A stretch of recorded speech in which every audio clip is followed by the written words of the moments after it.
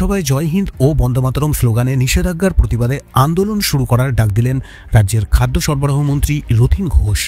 সোমবার নৈহাটির রেল ময়দানে উত্তর চব্বিশ পরগনা জেলা গ্রন্থাগার মেলার উদ্বোধনী অনুষ্ঠানে হাজির হয়ে তিনি জানালেন, নৈহাটির কাঁঠালপাড়ায় ভারতের স্বাধীনতা আন্দোলনের বীজমন্ত্র বা বাণী বন্দে মাতরমের সৃষ্টিকর্তা বঙ্কিমচন্দ্র চট্টোপাধ্যায়ের জন্মস্থান থেকে বিজেপির এই বাংলা বিদ্বেষী কর্মকাণ্ডের প্রতিবাদ শুরু হোক। পাশাপাশি এফআইআর ইস্যুতে কেন্দ্র যেভাবে মানুষকে সর্বশান্ত ও বিধ্বস্ত করছে, তার জন্য কেন্দ্রের বিরুদ্ধে জনমত গঠন করার আহ্বান জানান তিনি। বন্দে মাতরম ধ্বনি নাকি ওখানে দেয়া যাবে, বন্দে মাতরম শব্দ নাকি উচ্চারণ করা যাবে। তা আমরা এই গ্রন্থমেলা এখানে যেখানে করছি, সেই শহরের বাসস্থান ছিল বঙ্কিমচন্দ্র চট্টোপাধ্যায়।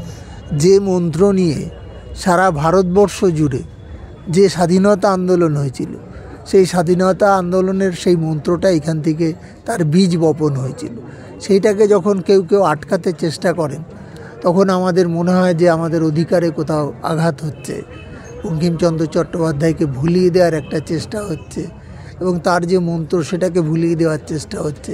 সেই জন্য আমাদের মাননীয় মুখ্যমন্ত্রী থেকে সবাই এটা প্রতিবাদ করেছেন, এটা করা যাবে না।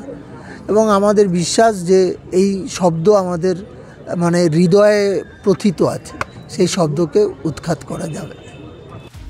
নৈহাটি থেকে রাজু রায়চৌধুরী, আজকের সংবাদ।